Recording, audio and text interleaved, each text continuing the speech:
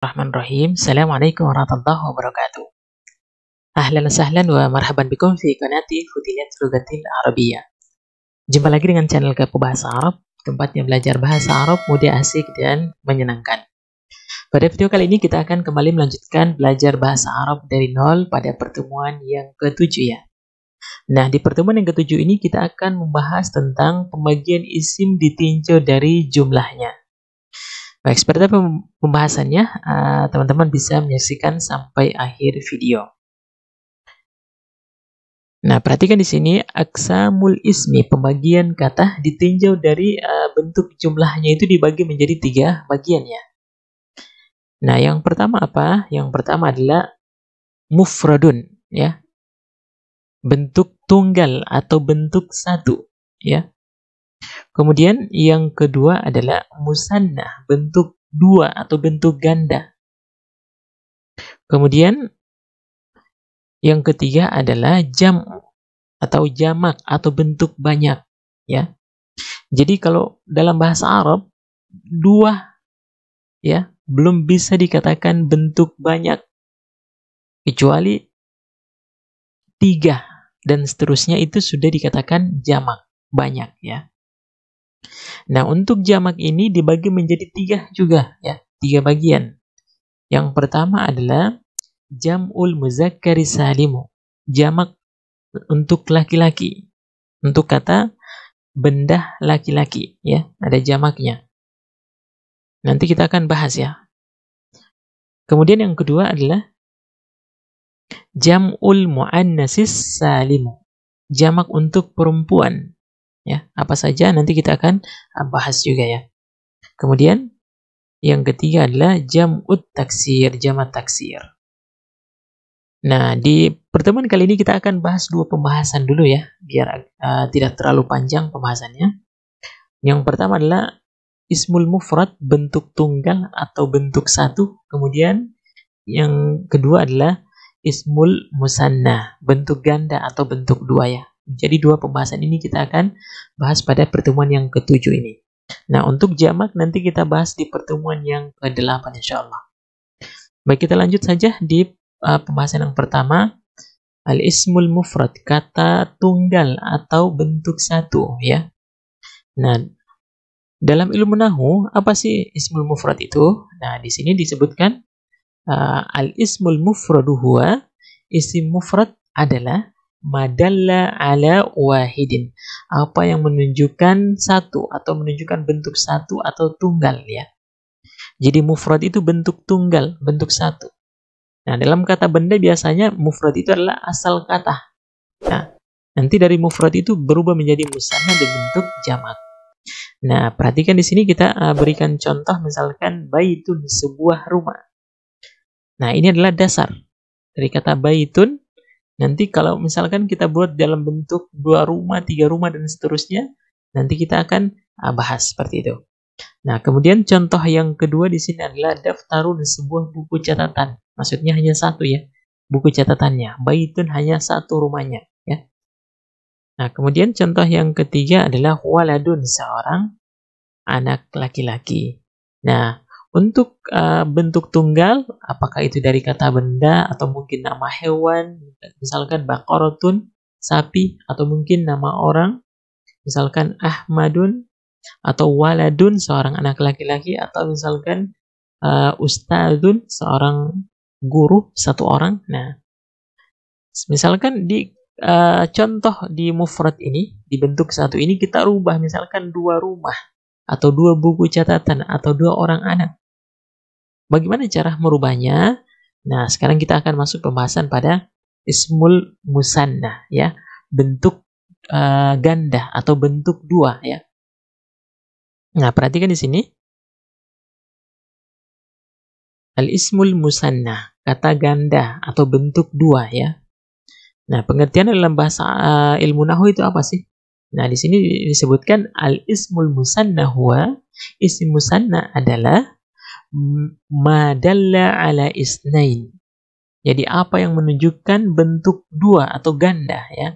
Biziyadatin, dengan tambahan. Afwan, di sini ada kesalahan pengetikan ya. Tambahan alifin wa nunin, tambahan alif dan nun, au ya'in wa nunin, atau ya dan nun, fi akhirihi, di akhir kata. Di sini kita tidak tuliskan ya, di akhir kata. Nah, apa sih contohnya? Perhatikan di sini. Contoh yang pertama kita ambil dalam bentuk kata laki-laki ya, tanpa tamar butoh. Baitun, sebuah rumah. Nah, bagaimana misalkan kita mengatakan dua buah rumah, maka kita gunakan kaidah yang pertama ditambahkan alif dan nun. Ya. Tambahkan alif dan nun. Perhatikan di sini. Baitani, ya. Ini kaidah yang pertama ya. Ditambahkan alif dan nun. Dua buah rumah, ya. Kemudian kaidah yang kedua adalah ditambahkan ya dan nun. Contoh misalkan di sini baitaini, ya.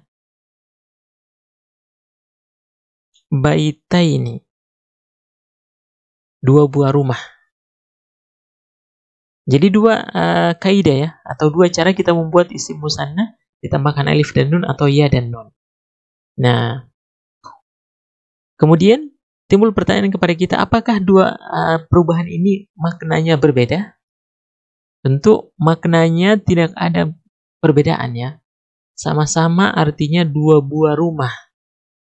Nah, hanya di penempatannya dalam kalimat yang membedakan. Misalkan kalau dalam kalimat, misalkan sifat dan yang disifati, misalkan dua buah rumah yang indah, al-baitani al-jamilani, atau baitani jamilani, dua buah rumah yang indah. Nah, kapan ia digunakan? Di sini ya dan nun digunakan misalkan dia menjadi objek. Misalkan kita mengatakan saya melihat dua buah rumah.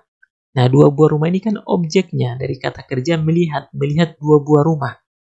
Maka ketika dia menjadi objek untuk bentuk dua, maka dia berubah menjadi ya dan nun. Baitaini. Ra'aitu baitaini. Saya melihat dua buah rumah. Itu ya caranya. Penggunaannya, kapan digunakan alif dan nun, dan kapan digunakan ya dan nun. Baik, sekarang kita masuk pada contoh yang kedua. Kita berikan contoh untuk kata bentuk perempuan ya, ada tamar butoh. Di sini mistorotun. Mistorotun itu artinya apa? Penggaris. Nah, bagaimana kita merubah satu penggaris ini menjadi dua penggaris? Kita gunakan kaidah yang sebelumnya, ditambahkan alif dan nun. Mistorotani, ya. Nah, di sini tambahannya adalah alif dan nun. Kemudian berikutnya adalah bisa kita tambahkan ya dan nun, ya. Mistorataini, ya dan nun. Nah, untuk dua kata ini apakah terjemahannya berbeda? Sekali lagi kita katakan terjemahannya tetap sama, ya. Hanya dalam kedudukan kalimat yang membedakan, dua penggaris, ya. Nah, ketika alif dan nun bersambung dengan huruf ta tertutup seperti ini, maka dia menjadi ta terbuka ya. Mistorotani ya. Mistorotani. Karena bersambung dengan huruf alif, maka dia menjadi ta terbuka. Ta-nya berbaris fathah. Di sini juga ta baitun baitani atau baitaini ya. Mistorotun mistorotani atau mistorotaini. Kedudukannya sama tadi ya, kita jelaskan seperti baitani dan baitaini. Kapan kita gunakan baitani, kapan kita gunakan baitaini. Misalkan dua penggaris yang baru, misalkan kita mengatakan mistorotani jadi datani, mengikut ya, jadi datani. Kalau ini baitani jadi dani. Kemudian mistorataini, misalkan kita melihat dua pena. Ra'aitu mistorataini, saya melihat, bukan pena ya, garis. Ra'aitu mistorataini, saya melihat dua pena, maka berubah jadi ya, karena kedudukannya sebagai maf'ulun bihi, objek. Nanti kita akan jelaskan apa itu objek dalam bahasa Arab ya. Asalkan sekarang kita bisa pahami dulu cara membuat isim musannah bentuk ganda itu dua rumus utama, ditambahkan alif dan nun atau ditambahkan ya dan nun fi akhirih, di akhir kata. Seperti itu ya. Demikian teman-teman, semoga bisa dipahami dan teman-teman yang belum paham bisa dituliskan di kolom komentar. Demikian, semoga bermanfaat. Assalamualaikum warahmatullahi wabarakatuh.